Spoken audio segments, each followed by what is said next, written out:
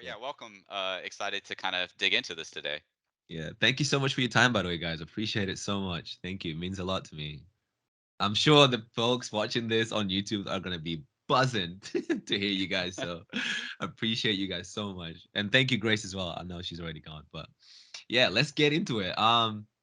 First and foremost, introduce yourselves. I'm not too sure whether everyone knows about you guys, but like just so they can get an idea of what you guys do for Sony Santa Monica and God of War. Cool. So I'll start. My name is Mihir Sheth. I am one of the lead combat designers of God of War Ragnarok. Um, Work on many different things, including playable characters, uh, companions, uh, gameplay systems. I mean, just kind of all over the place. Really, I'm just a cheerleader for Denny. Uh, Yeah. so I'll hand it off to Denny. Yeah, my name is Denny. I'm the other combat lead.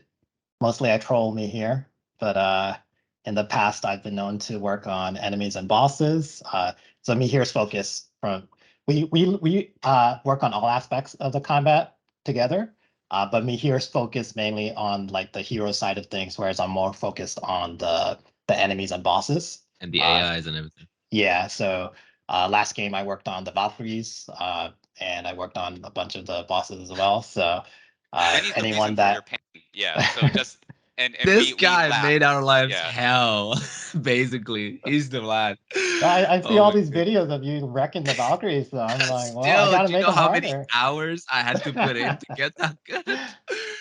Oh man, but thank you so much for introducing yourselves, guys. So yeah, guys, we're gonna get into the questions. You have a lot of them, so before the time goes off, right? So okay, so for me here, we have what has been adjusted to make the combat feel new and refreshing in the new God of War. Yeah. One thing we say internally is that we want the combat to feel familiar but fresh. And for a lot of people, this will mean different things. But as fans of the combat, knowing it quite deeply, I think people are going to be a little bit surprised when they play God of War Ragnarok because on the surface things look quite a bit similar. But a lot of things have been adjusted, and it starts off for us when we finished God of War 2018. We kind of looked at it within the studio and we're like, where do we take it? Right? We're not reinventing the wheel. We're pushing Yeah, what we have. And the core of the philosophy of combat on God of War Ragnarok is player expression. Like, how do we push player expression forward? I have a little bit of a cheesy analogy that I use, but it's kind of like, when you're making music, all music is made of 12 notes. But you want to arrange the notes and kind of put them together in a way where the music feels special. It feels like you brought something to the music. yeah, Um, and I think that's something we really leaned into in God of War Ragnarok, where even if things look a little bit familiar at first glance, when you really dig into it, there's a lot of areas for you to kind of put your own play style in, your own choices in. Choice is something we embraced all over the place. I'm sure you've spent enough time with the game to kind of, yeah. when comparing it to God of War 2018, there's a lot more areas where you can kind of have that choice, Have and your own have it be for twist. everyone, right? Like that's something that we care a lot about. Is that we have all kinds of players playing a game like God of War, and Denny and I, we love combat, right? We love action games, we love fighting games, we love all this stuff, and we know that there's an audience that loves that stuff, and we want to celebrate it for the audience. But we also want to expand that audience. We want people who maybe never thought they would like something like this to come in and find the joy that we have in these systems. And I think in God of War Ragnarok, we really lean into that a lot more. Yeah, you've taken it so deep now. Like the mechanics have changed. Although they've changed, it's still like very familiar, like you said. And it's oh man, I can't talk much because I've got 30 hours in, but it's amazing, guys. I can't wait for you guys to play it. So for Denny, with the new build system and the RPG elements the game has to offer, is there a possibility of adding presets to make to make it easier for us to switch between builds and stuff like that? Yeah, so we don't really have like a preset per se, but there's been a Mm. lot of improvements just to the general like the general UI of the menu system as well.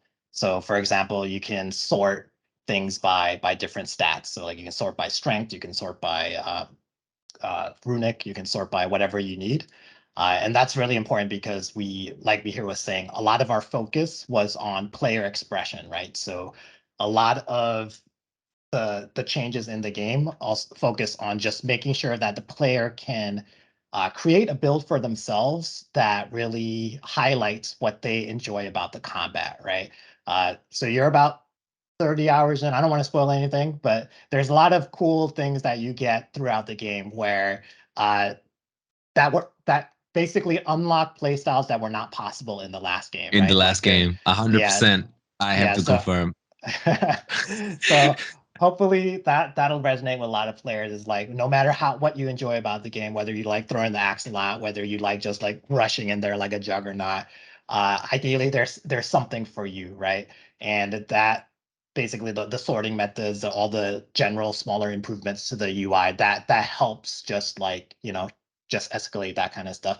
And then also if you're the kind of player that isn't as interested in all these RPG elements, we also Mm. have this feature where there's an auto equip where you can just press one button and say, "Oh, I want to be a strength build," and then it'll automatically equip you with the best gear that you currently have that will basically maximize your strength, so that you can just go in and wreck things with your axe. I Or you actually can, haven't tried that yet.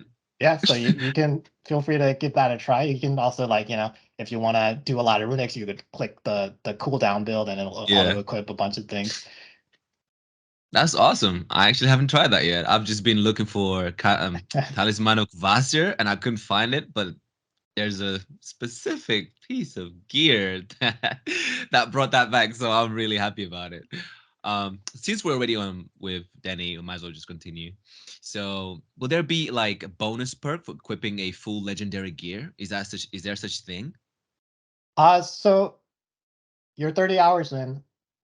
People play at different paces, so I don't know how if you've actually reached like I'm some doing of all the the side thing. quests, Yeah, so everything. I'm yeah, so like I don't want to give slow. any I don't want to give any Yeah. spoilers, but there are things where if you equip things in certain combinations, you might get some really strong uh, in development, we like to refer to them as like these keystone perks, where they're really going to change the way you kind of engage with the stat system, right? It's like what I was mentioning before, where it'll basically unlock builds that were not possible before, because Okay. now you'll basically change the rules of the game in like slight ways, right? And there's multiple of these, and if you equip them in certain ways, then you'll be able to make use of that.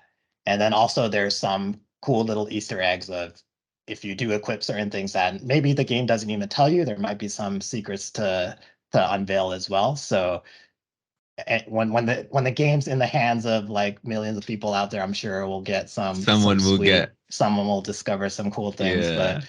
yeah, we're really looking forward to everyone just like getting their hands on it and just like what I'm really excited for is just seeing all the different videos that like content creators like you will just like post of all the different builds, all the different ways Builds. you can wreck all the bosses and all that, I and just be always go like, for OP, so anything yeah, that's I'll gonna just be watch it OP and be like, oh, this boss that I intended to take 3 minutes, oh, he's dead in like 10 seconds. That's 10 fine. seconds, yeah. Oh man. All right, so Mihir, we have a second question for you. Did you have any difficulties finding, like new inputs for command characters? So this was something I experienced myself because I was so used to doing Agile Strike. I figured that by using, I have a controller here ready. So by using the swipe up button, I can now recall the axe with my triangle button and then use swipe up to immediately do Agile Strike, which is called Shield Strike now. So was there like any difficulties you found like trying to, implement that into the new game?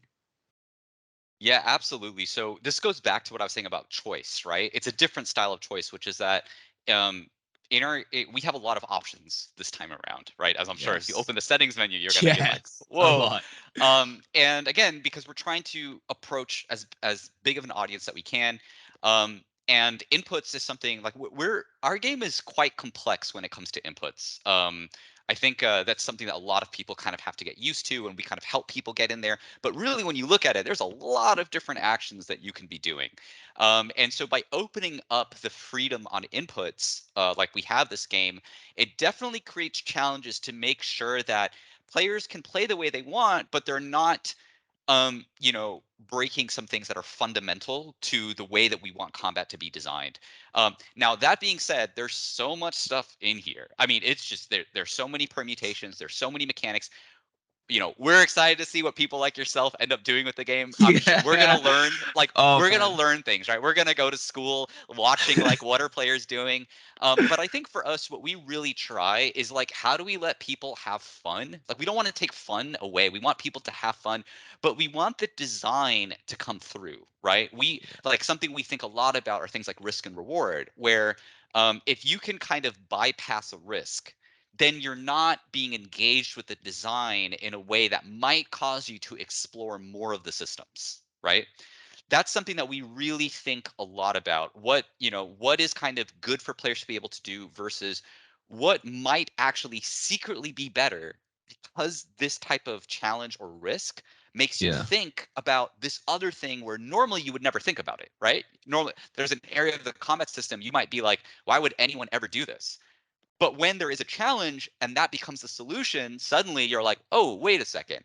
And I Mhm. think players coming from God of War 2018 to Ragnarok are going to go through this a lot because you're quite comfortable with the game that we've had for 4 years. Yeah. Um, and if you were just playing the same game, it might not be that exciting, right? Like Mm. like it would be great. There's a lot of really fun things, but if you're playing the exact same game, maybe we could have done more with that. And I think particularly for players that really enjoy the combat, we want to make sure that we're giving you something new to figure out. It's a new puzzle. Um, 100%. That's exactly what I posted on Twitter saying I've had to learn so much. Like within the first 10 hours of the game, I was like, why am I so slow? But 30 hours now, if you look a video I just already made, ready to upload as well for the when the embargo lifts, my God, it's and so, like, your perfect. example about the input, right? Like, that's a great example because on one hand, one thing that's great about using the touchpad. So what you're describing is that there are options now where you can map some inputs to the Yeah. touchpad swipe. Yeah. And on one hand, it's great for players who might struggle with the inputs, or for for example, motor disability. And there's a big push this game for accessibility, which is fantastic. Um, so we can allow players to do these actions more easily. But there's also another side to it, which is like, wait a second, can it be used to optimize something? Can it be used to approach something a little bit differently? Like you're saying, the shield strike is also that is an option. And I think that's something that we're trying to embrace. Like it's new, right? It's just exciting. It's It's like, I brand don't new. know, Never maybe tried there's that before. something new that will come out of it. So yeah, it's going to be really exciting to see players dive into it. But it's a good question because yes, a lot of work goes into managing inputs. Yeah. Yeah. I Also, felt it. also I just felt to it. just to build on that too, like a lot of the enemy design and boss design too is about teaching the player about all of these things, right? So like Mihir was saying, there might be some situations where you're fighting a bunch of smaller enemies, and then ideally in those situations you'd be fighting in a different way than if you were fighting like this large creature inside this smaller claustrophobic Mhm. arena encounter, right? And then stuff like the Valkyries, right? We like to joke about, oh, we just want to destroy the player's will to play the game, but actually when we design these characters, these challenge bosses, it's all about just finding ways to just teach the player and just make them learn about the different ways to engage in the combat, right? So like all the Valkyries, different attacks, and there'll be challenge bosses in this game. I don't want to spoil anything, but there will be things similar to the Valkyrie where you're gonna have to basically give it your all in terms of like the combat combat mechanics. And Yeah. and all those characters, they're designed around making sure that the player is really trying to engage with all the different mechanics, right? All their different attacks have different ways that you want to avoid them. There's a lot of freedom in terms of how you're going to approach them with the different builds, but there's also a lot of questions that they'll ask you. And as a player, ideally, you'll be able to find like, the right answer depending on what your play style is. And then hopefully with a lot of blood, sweat, and tears, you'll be able to You'll get through it. overcome them, and then it'll be great. Oh, that's awesome. You guys get me so excited. Now I'm playing the game already. I'm still super excited. All right, so with Denny again, sorry. Will there be like what do you call it? I heard that there will be like a transmog in the game. I know this has probably already been spoken about, but just wanted to clarify to the folks watching this video, how does it work? Just a brief summarize of how this works, the transmog. So like to make certain equipment look like the one you like best, rather than equipping something too bulky that you don't like, but you like the stats. Yeah, so there is transmog in the game. We're not going to speak about it as much right now. There's going to be some articles coming out in the future, so I'd say stay tuned, and you'll get more details in the future. Okay. Okay, that's good. That's good. It's something. It's something. But there All is right. there is transmog, and if you want to play fashion God of War, you will be able to in some fashion. Okay. Yeah, and we're curious to know, people's thoughts on stuff going forward. So, we gotta give you a little bit of Yeah. stuff to No, hold on that's to. good. That's good. A little All something is right. better than nothing. So yeah, back to Mihir. I noticed with God of War Ragnarok that we can now add mods to our skills. And what can you tell us about it? What kind of advantages will we have for adding mods to our skills? Yeah, no, so great question. So there's a system in the game where we call them skill labors, where as you use skills more and more, you kind of take them through different tiers, bronze, silver, gold, and by the time you get to gold, you can spend some XP and unlock a mod slot, right? So you can modify skills. There's basically three options that you have, and they change depending on the skill. So sometimes it'll be damage, sometimes it'll be stun, sometimes it'll be more element, sometimes it'll be protection, so where you take less damage during that skill and you might not get interrupted. And then the last one we call momentum. So that's kind of there are systems like permafrost and immolation in the game where that Mhm. reward you for comboing and not getting hit. Some will kind of modify that. So really what we're trying to do is there's two goals of this. The first goal is that we're adding a layer of customization and again expression to the combat system where um, you know you have all of these moves. Could you give some purpose to these moves that's kind of more unique to how you want to play, right? Mhm. There are certain types of skills that maybe you realize like, wait a second, this hits multiple times, so actually it would be really good for status effects because it's like a move that's really good at building that up more quickly, right? Or conversely, there's a move that already does a lot of stun damage, and now if I can even bump it up further, it means that maybe I can stun with like one or two hits of this move, but it's a bit risky to do. You can Mhm. also give some personality to the different, with the axe and with the blades, you can decide like, hey, you know what? I want the blades to be more about this, and I want the axe to be a little bit more about this. So you have some choice in doing that. The other thing about the system is just having that skill labor, just seeing that go from bronze to silver to gold makes you might want to do some skills that you maybe didn't do before. And a player like yourself, I don't need to tell you to get in there and try all these moves, right? You're going to go in there, you're going to go and try all these things. I'm but there exploring everything. but there are many players that a lot of people kind of find like the 3 or 4 moves that they're kind of comfortable with and they play the game just with those, and that's totally fine, right? But we want players to branch out a little bit, try a few things, because maybe in trying to get those up, you realize that actually this is a move you really like. And you didn't think you liked it, but now you do, right? So it's almost like I don't want to say it's a tutorial, but it's kind of doing a similar thing where it's getting players to be more confident in the systems. And our hope is that if you do this, you might start to enjoy combat even more because you're using more of the toolkit. So it's kind of this like tricky, here's the behind the scenes look, right? The designer side of it, which is like, how do we get Yeah. players trying to care more about this? But then on the player side, when you really start pushing the build, you're going to see that, wait a second, these choices in the skill tree, these mods, they can help reinforce other build decisions. Even some that don't look like, something we always joke about is whenever we have damage as an option, it's the one that players always love. Like they're like, oh, damage, Everyone will go for that. come to me for damage. But what you're going to find in this system that the true, like the players that really dig into it and find the builds, damage is maybe not the most exciting options. It's Mm. tuned in a way where damage is kind of like, yeah, you get a little bit of an improvement, but the other options, if you find builds that work with them, are like, really, really strong. And I think we want to reward players for digging into it and kind of poking around. But even just picking damage is fine. Like if that's what gets you excited about the move, that's great. But just know that little secret behind the scenes info here that digging into some of the ones that don't seem initially, they might actually have the highest potential with all the options you have. 100%. Also, just to add to that, guys, I found that protection is really good for people that love comboing, keeping enemies in the air. because every time I rush in with the axe and I do when you press R1 and you do with the axe, it protects you. When somebody hits you, you do not get interrupted, and it keeps the enemy in the air. It's great. It's so good.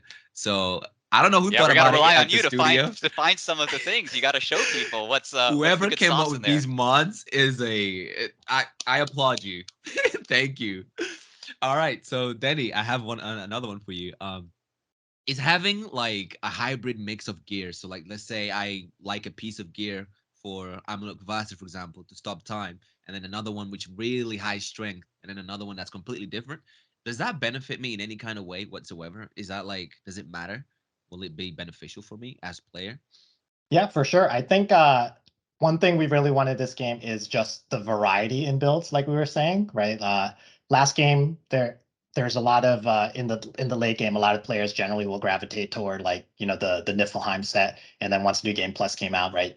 Generally, the Zeus set was the thing that Yeah, everyone just 100% blow Zeus things set. out of the water, right? Yeah. This time around, there's a lot more ways to build your character. So some of these builds will be very focused, right? Some of these will be like you're highly focused in like just these ranged attacks, or for example, or you're highly focused in like specifically stun damage.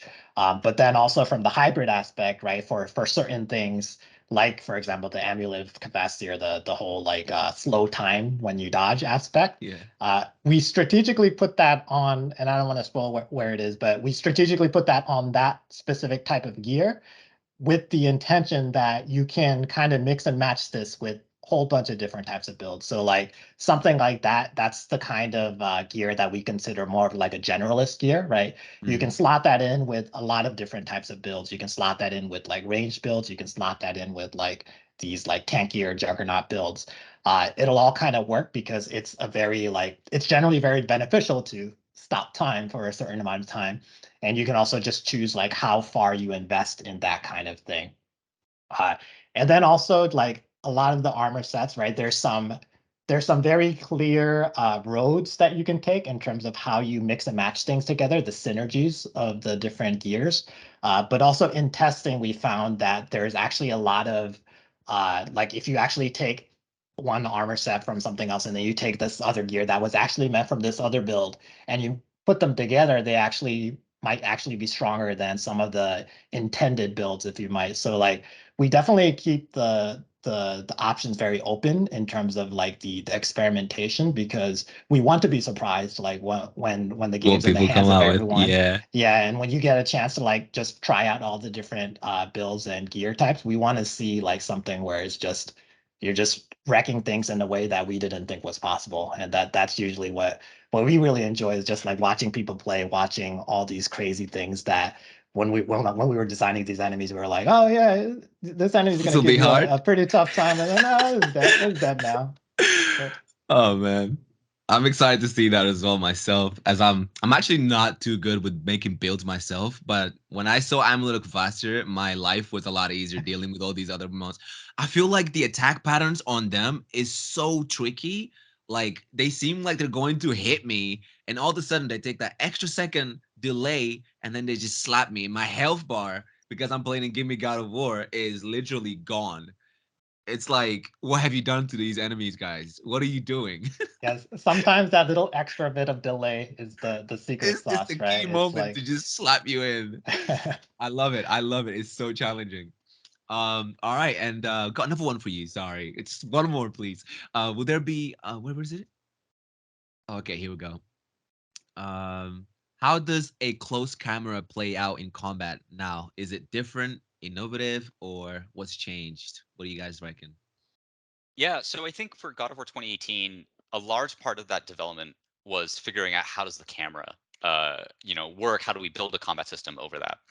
Yeah. This time around, we kind of have a lot of that knowledge from last time, and we want to build on it and improve upon it in a lot of ways that will be quite subtle to players, but it's the result of not spending as much time solving the fundamentals, but trying to figure out, okay, how do we build on this? How do we improve it? So an example of this that's been interesting to kind of see is that we've had a lot of feedback for players playing the game that the game just feels faster or smoother or more fluid, or all of these things that people say. Um, a lot of the here's secret again, a lot of the actual animations for the core movements that you're doing, they're exactly the same. Some of them are there are things that are faster. There are some branches and cancels and things like that that are faster. Way Traversal is faster. definitely faster, but a lot of the core motions are quite similar. And I think the reason why people are saying that is because we've gotten more comfortable with how our game works and how the camera works. Even the way that we've kind of made the R3 finishers, right, the stun Mm, grabs, mm. for a lot of the what we'd call the grunt enemies in the game, we do weapon-specific finishers. They're a lot punchier, they're a lot faster. We kind of leverage again the camera a little bit more into that, where it's just it's boom in and out. It feels like intense, but it still gives you a break. So I think it's really subtle where all of this stuff happens in the game. But I think definitely these types of improvements are only possible because we've had the time to kind of evaluate everything, build everything. Even on the enemy side, I mean, we have enemies that behave quite differently. And I think on the previous game, it would have been difficult to execute on some of these enemies because the camera is such an important aspect of the game that we didn't quite know, like, how are we going to solve this problem with this camera? And now Mm. we're like, you know what? Let's try this. Let's you fought the Grim in Svartalfheim. Those those characters that Little love to scurry gremlins. around, run Yeah. around, jump up, or even verticality. I mean, we did a, I'm sure you know about this, but we did the Discord like Q&A a while ago where we Yeah. talked a little bit about this, where having verticality in a melee oriented combat system has a Is lot of challenges with camera. And when we found out, like, how can we make this work? Like, I'll give you an example. When you juggle, let's say there's a ledge and you want to juggle an enemy, you'll notice that they don't fall off. They actually stay there at the staying ledge while here. you juggle them because it's good. It feels good to combo them, right? But then when you get to the end of the combo, they fall off. And these are things that we have to kind of look at and figure out, like, okay, well, if they fall down, how will you see them, right? Will the camera be able to see them? What about if they go to the side? um, so this is where I would say a lot of the secret sauce of the moment to moment gameplay, camera is such a big part of it, and having the space to kind of iterate, go deeper, but still make it feel like an action game, right? Like we ride this line between action and adventure, and we care about both of these things a lot.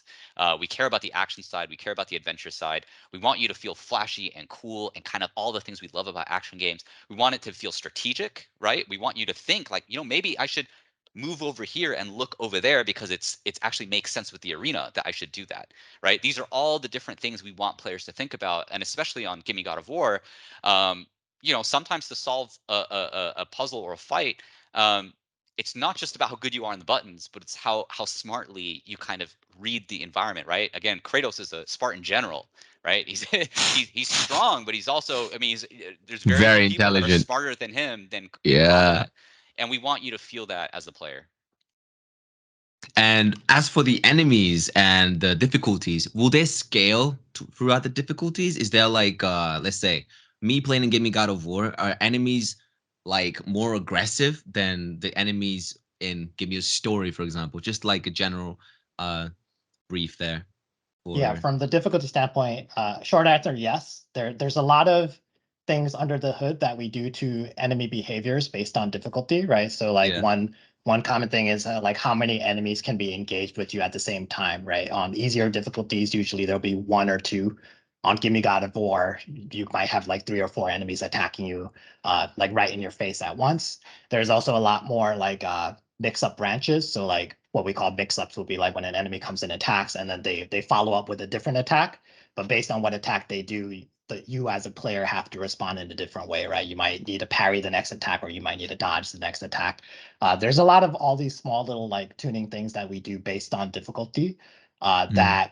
that really adds to just the experience beyond just like the amount of damage and damage you do and the amount of damage you take, right? I think Yeah. that's a big part of it, right? We Thank you generally for the already answering that. yeah, generally the way we think about Gimme God of War is we want it to really engage in the player's decision making, right? Both in terms of their Yeah. defensive skills, just reading the enemy's behaviors, and also we want it to be a difficulty such that it's really encouraging you to use all the tools at your disposal, right?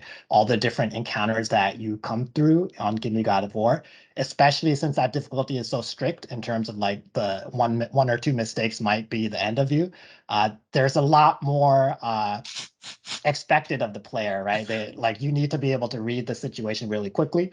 You need to be able to decide which tools you're going to use to dispatch those enemies, and you need to be able to do it and execute on it like very well. And Very uh, precisely.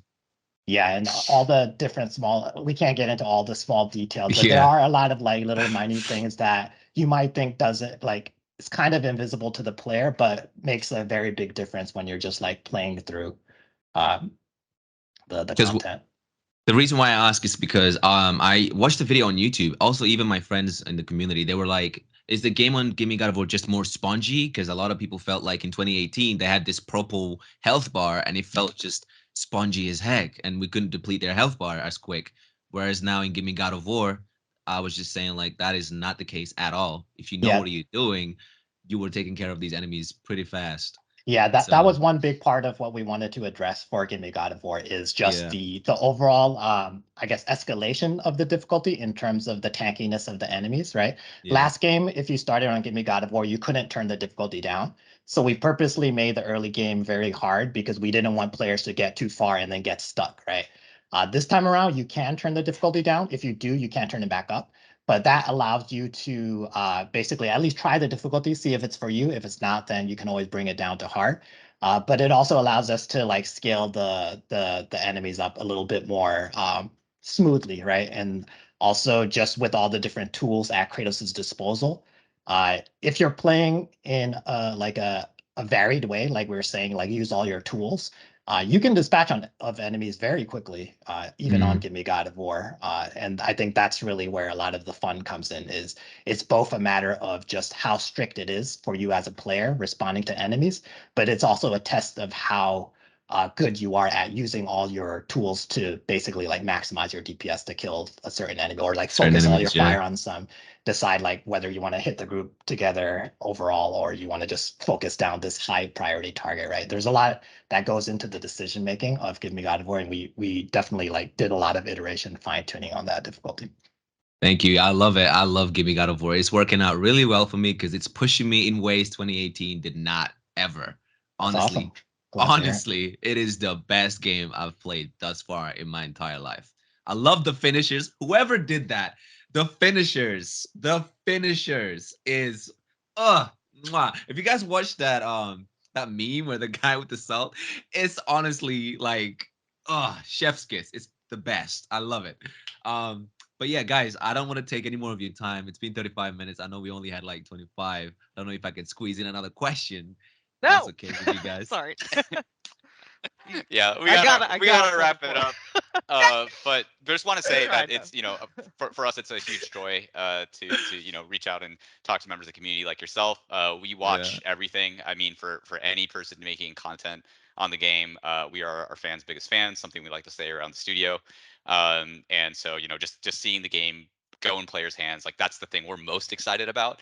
The reviews and everything like that are great. We're super excited for that. But ultimately, we Yeah. do this for players. We do this for people to play the game, get into it, have fun, and see what they think. So excited to see what more people think. Excited to see what you do with the game.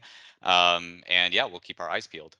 Guys, thank you so much. Thank you so much for joining this not even a podcast, just an interview with you two. And also, Grace, thank you so much for organizing this for me. I appreciate you so much. Oh You're my very welcome. goodness. This is like this is it's making me want to tear up, but this is like a dream, guys. Thank you. Thank you so much. I can't thank you enough, honestly. Awesome.